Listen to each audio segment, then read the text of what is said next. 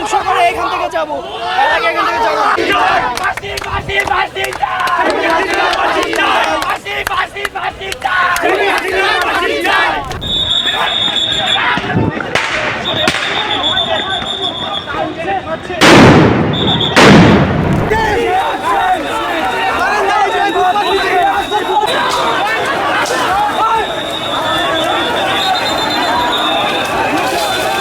যে শিক্ষার্থীরা এখানে দর্শক শিক্ষার্থীরা আসলে ভুয়া ভুয়া স্লোগান দিচ্ছে এখানে আসলে সরাসরি আপনারা যদি একটু আমরা শান্তিপূর্ণ অবস্থায় ছিলাম, আমরা মিরপুর রুটে ছিলাম এখানে, এই যে আমাদেরকে সাউন্ড গ্রেনেড মারছে।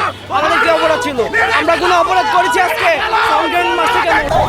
দর্শক পুরো অঞ্চলটি সেনাবাহিনীর সদস্যরা ঘিরে রেখেছে। দর্শক আপনারা আসলে শুনলেন এখানে ছাত্র জনতা যারা বোলডোজার নিয়ে এসেছিল তাদের অভিযোগ হচ্ছে এখনও প্রশাসনের মধ্যে আওয়ামী লীগ ছাত্রলীগের লোকজন এখনও রয়েছে, সেজন্যই মূলত তাদেরকে আসলে এখানে টিয়ারশেল এবং কাঁদানি গ্যাস সাউন্ড গ্রেনেড মেরে আসলে ছত্রভঙ্গ করে দিয়েছে।